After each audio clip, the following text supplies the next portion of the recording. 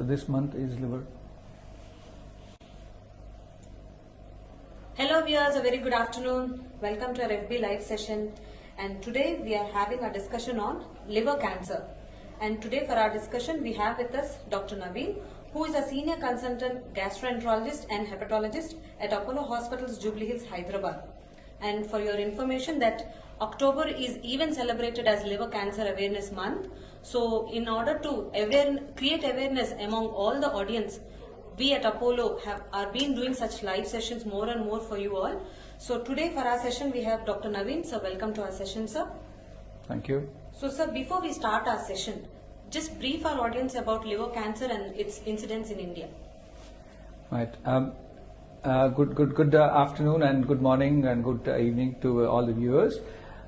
Basically, as we've been saying, the October month has been declared or has been celebrated as a liver cancer awareness month. The reason why we're celebrating it is because to create awareness in people about liver cancer. And the reason for that is the liver cancer is actually the fastest growing cancer in the world right now. And it is the most deadliest cancer. In fact, it is rated as the second deadliest only to pancreas in terms of the deadliest nature of or lethality of the cancers. So, and on top of that, it is, as I said, it is the fastest growing cancer in the world right now. And that is the reason why, we need to be aware of this cancer, which is a very deadly cancer. And the incidence is also rising. And worldwide we are seeing about 8 lakh cases of liver cancer every year. And the reason why we're seeing an increased number of these cancers is because of 3 main conditions: alcohol, non-alcoholic fatty liver or excess fat deposit in the liver, and also the viral hepatitis. These are the 3 main reasons why liver diseases are on rise, and people who have liver diseases have an increased risk of developing liver cancer. And that's the reason why it's important to know about these conditions and get yourself checked. What are the causes of liver cancer? Yeah. So as I just alluded just now, the 3 most common reasons are the viral hepatitis, the hepatitis B and C, and also the alcohol and the fatty liver. So the 3 main reasons why people do get liver diseases.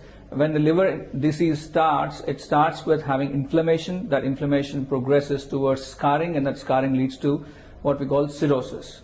Once we have the stage of cirrhosis, the whole liver bed becomes inflamed and damaged structurally. The architecture completely changes, and that increases the risk of developing liver cancer. So these are the people who are at risk. But apart from that, there are 100 different reasons why liver can get affected. Those all can cause cirrhosis. Once you reach the stage of cirrhosis, you're at risk of developing liver cancer. So, what are the symptoms of liver cancer?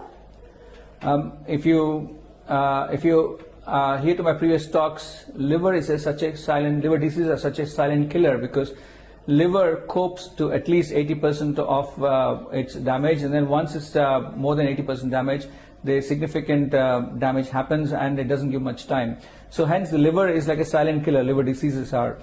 And therefore the symptoms by the time they present are quite late. So if you ask what are the symptoms sometimes they can present with is swelling of the legs, fluid in the tummy, jaundice, having yellow eyes, and sometimes people can have blood vomit and having black stools. Some people can just present with pain in the abdomen, in the tummy. So these are the symptoms that we see. But as I said, by the time patients present with these symptoms, it's quite late in a very advanced stage. And that's why it's very important that we check for these conditions, for the liver problems, and then so that we can tackle them very early. How do we diagnose liver cancer? Liver cancer is predominantly diagnosed by scans and also by some blood tests. So as I said earlier, if you are risk factor group like having viral hepatitis or significant amount of alcohol history or having cirrhosis of the liver, these are the patients where we continuously, regularly monitor them to see for any new lesions or new lumps or bumps coming up on the liver, and that's how we monitor these patients. So anybody who's got liver diseases, they should be carefully monitored by the hepatologist or the liver specialist, so we can pick up these liver cancers at a very early stage and then because there are excellent treatments available if we do pick these patients up early up in their disease. But if we do leave it, which often happens, by the time they present to us, as I said earlier, they present in a quite late stage, and this is the most deadliest cancer apart from the pancreatic cancers. Sir, does alcohol cause liver cancer? Yes, absolutely. Alcohol does cause. As I said earlier, the alcohol causes inflammation, damage to the liver, and that leads to forming more scars, or what we call fibrosis in medical terms. That fibrosis leads to cirrhosis, and once you reach the stage of cirrhosis, they are at risk of developing liver cancer.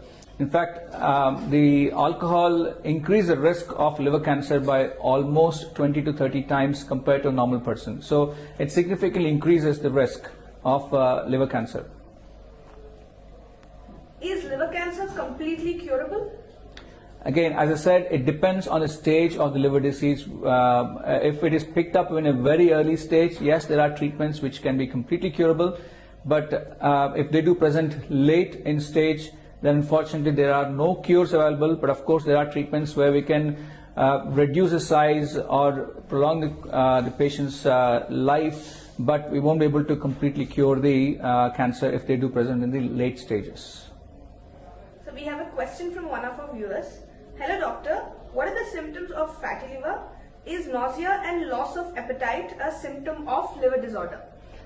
Yeah, so fatty liver, essentially, as the name says, you have excess fat depositing in the liver, and as we know, the alcohol damages liver. Similarly, the fat, when it gets deposited in the liver, that can be toxic after a certain level, and that toxicity increases the inflammation. That inflammation leads to further progression of fibrosis and the cirrhosis, as we discussed earlier.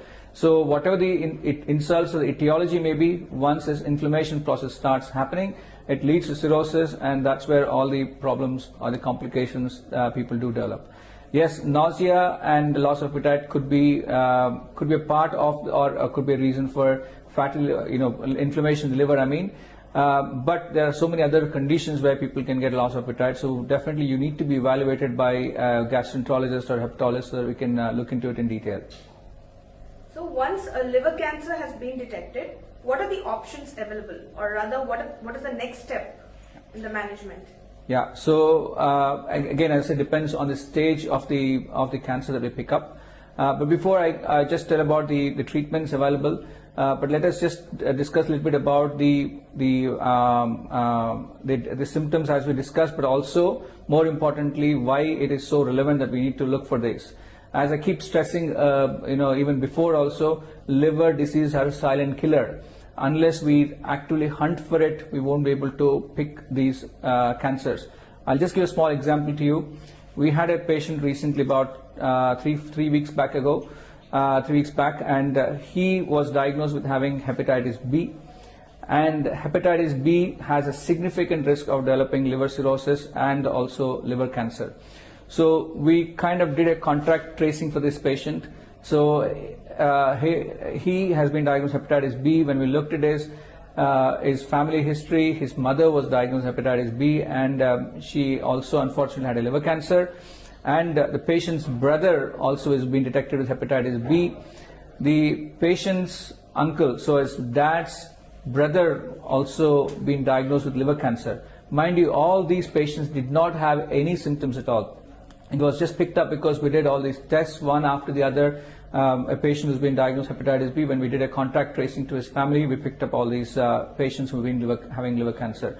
So unless they have very advanced disease, they won't have any symptoms. So it's very important that we actually look for these causes, the viral causes, hepatitis B and C. This all you need is just one simple blood test to check if you got hepatitis B or C. And also checking yourself with the liver specialist to make sure that liver is working fine and there is no inflammation happening to the liver. That we can check with simple blood tests. So if you do a blood test and a scan regularly, and also check for viral hepatitis, we would be able to prevent or minimize risks of developing liver diseases. Now, once we develop liver cirrhosis disease and reach to stage of cirrhosis, then the risk of liver cancer increases. So anybody who's been diagnosed with liver cirrhosis will regularly do blood tests and scan to pick these cancers in a very early stage. So coming to the treatment part of this liver cancer, so if we do pick it up in the early stages, in other words, it's a very small lesion or a very small cancer, and it has not spread outside the liver, and there are no vessels involved, which means it is still in a curable stage. Okay, so those kind of patients, we actually we can burn that tumor with some very simple techniques, like microwave ablation and radiofrequency ablation stuff. These are different type of techniques where we can actually burn that tumor. If the tumor size is slightly bigger, then we can even go for options like liver resection or removing that part of the liver with a surgery, or even we actually go for liver transplantation. Now, liver transplantation has been a very successful treatment for patients who have liver cancer, particularly if we do pick it up in early stages. I'll come back to the liver transplant in a bit, but just to complete the treatment part or algorithm. So people who have advanced disease, or some people who are beyond the stage of this resections or liver transplant, we look at giving chemotherapy, particularly through the artery, just giving localized chemotherapy to that tumor area, so we can burn that and then make sure that the tissue dies, that the liver cancer tissue dies. And sometimes, if it is even beyond that stage, we even go for systemic chemotherapy, which includes simple tablets and sometimes injections to reduce the bulk of the tumor, so that we can prolong the life of the patient. But as I keep saying, if you pick it up early, there are excellent treatments available where we can completely cure this disease or this cancer, compared to the late stages where the treatments are only to limit the disease or the cancer rather than complete cure. So we have a question from our viewers. Hello, I have hepatitis B and I am on tenofovir. What is the percentage to turn into liver cancer? Very good question.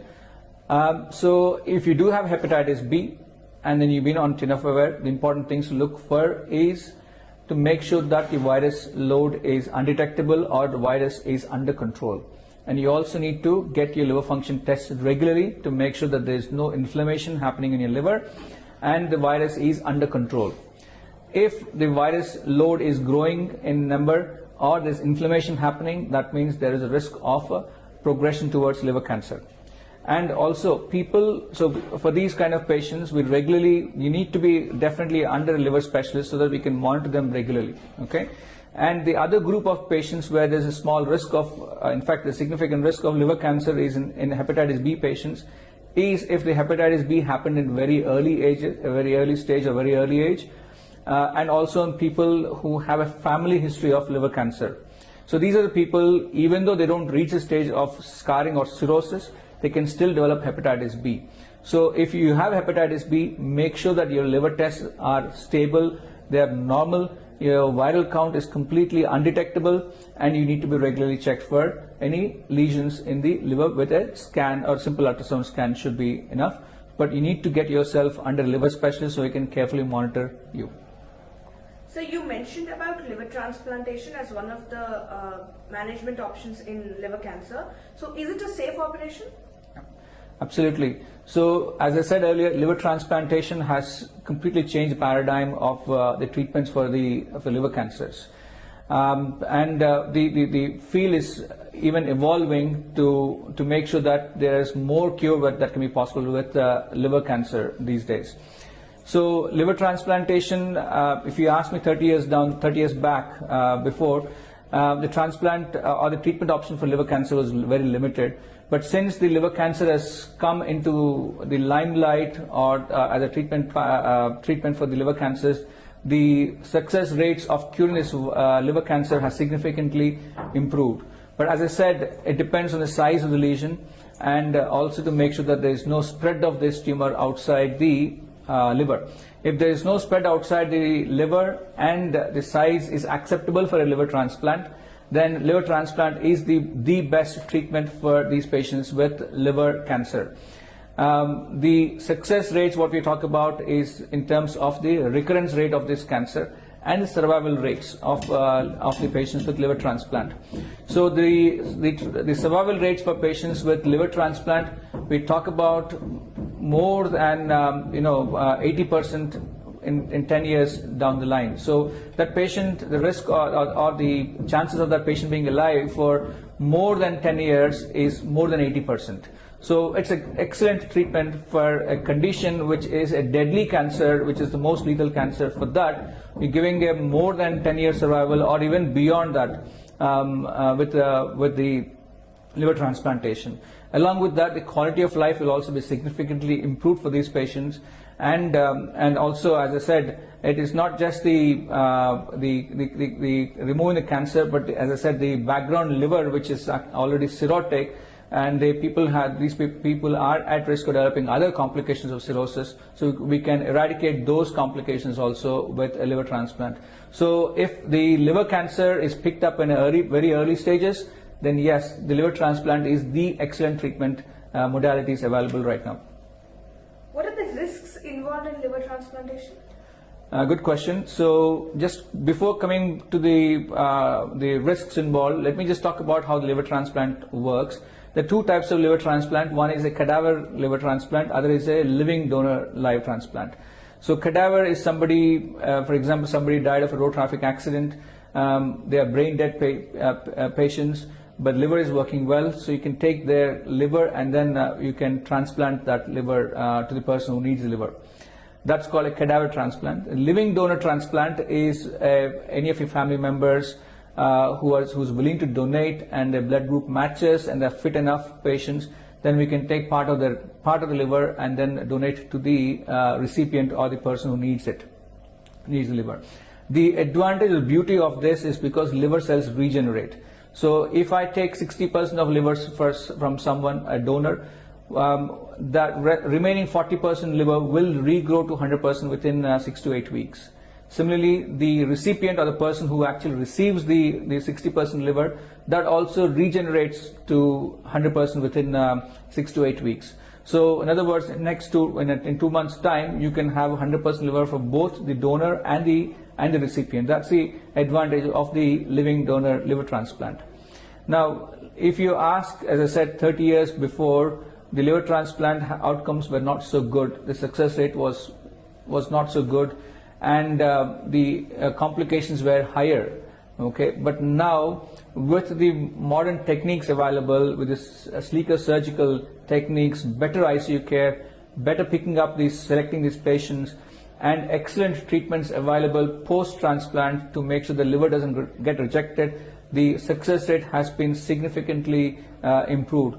We talk about 1 year survivals of more than 95-98%, even 10 year survival of more than 80%, and we talk about patients who are alive even 25-30 years down the line. So the liver transplant treatments have been a landmark revelation in terms of treating these patients with liver diseases, particularly liver cancers, especially when we pick it up in early stages. And the success rate is so significant that liver transplant has become a routine normal operation. We discharge the patients within a week to 10 days after the liver transplant, and we follow them up regularly in our clinics, and so they have been doing excellent. And throughout the world, the success rate of liver transplant for patients with liver cancer has significantly increased and improved, and it continued to improve because of the excellent treatments available. So how do we prevent liver cancer? Very good question. So always prevention is better than cure, which we all know. But for us to understand about prevention, we need to know what are the risk factors for developing these liver cancers. As I said earlier, people with hepatitis B and C particularly, they are at risk of developing liver cancer. People who drink excess alcohol, people who have excess fat or obese patients, people who are diabetic, hypertension, excess cholesterol. So these are the people where there's excess fat deposited in the liver. So these are the patients who are at risk of progression of the liver disease and are at risk of developing liver cancer. So if you ask, how do I prevent it? So make sure that you get your blood test checked, see a liver specialist, make sure that the hepatitis B and C have been ruled out. If you are hepatitis B negative, get yourself vaccinated from hepatitis B so that you don't get the hepatitis B virus. If you got hepatitis C, there are excellent treatments available where we can completely eradicate the virus these days. So by curing this virus, you are minimizing the risk of liver cancer to a significant extent. And also, as I said, controlling the risk factors like diabetes, blood pressure, by doing all these strict control, having a healthy life, good diet and exercise, and having a healthy lifestyle will significantly reduce the risk of liver cancer. But not only that, along with doing all these lifestyle changes, as I mentioned, make sure that you get yourself checked regularly for any kind of lesions in the liver by doing simple scans and simple blood tests, so that you can actually monitor them regularly.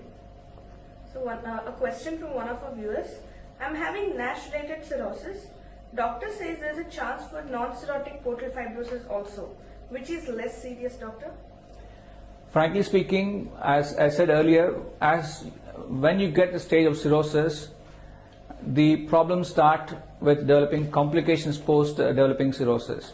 Whatever the reason or the etiology or the cause of this cirrhosis, whether it is alcohol or non-alcohol or whether it is virus related, when they reach the stage of cirrhosis, the etiology probably doesn't matter significantly, but it is the complications which they develop afterwards where we need to manage these complications so that they don't progress to further life-threatening problems. So as you need to be seen by a liver specialist so that we can carefully monitor to make sure that you're not developing any of these complications, and also to monitor regularly because risk of liver cancer in these situations. So make sure that you are under a liver specialist so that we can monitor them regularly. Sir, a more relevant question maybe, during this COVID time, what precautions are taken at Apollo hospitals? Good question. See, the COVID is probably going to stay for us for a little while probably. We already seen a significant damage that has done so far, and we probably are expecting second and third wave also. In this kind of a scenario, it's important that we get prepared for all these COVID things. COVID patients, but also it's important that we do not ignore the non-COVID diseases. Okay, what we're seeing these days is, along with the COVID, we're seeing a significant rise in people with liver problems, for example, with poorly controlled diabetes. Also, we're seeing all these patients because they're getting sidelined, they're getting ignored. So what we're doing is in our hospital we completely segregated COVID and non-COVID areas. So a patient comes to the hospital, Apollo Jubilee Hills, they get screened, they get checked to look for any symptoms for COVID. If no, then they'll completely go to the non-COVID area. If there are, then we get them regularly checked. There are certain strict protocols where we separate the COVID and the non-COVID patients, and they've been treated separately, so that we do not ignore or minimize the problems of the non-COVID patients also. So most of the hospitals are doing, but particularly in Apollo Hospital, we've been very particular in terms of segregating or separating the non-COVID and the COVID patients. So it's absolutely safe, but do not keep ignoring the other non-COVID problems, and then don't keep it under the carpet till it gets worse. So if you need to come to the hospital, don't hesitate, come and get yourself checked. So, despite the precautions taken at Apollo hospitals, few patients would like to consult online. So, any note on that? Yeah, so apart from that, Apollo is doing a 24/7 online app, which has been very successful. We've seen quite a few patients on this app where we were able to do along with audio, even a video consults also, like a face-to-face consults.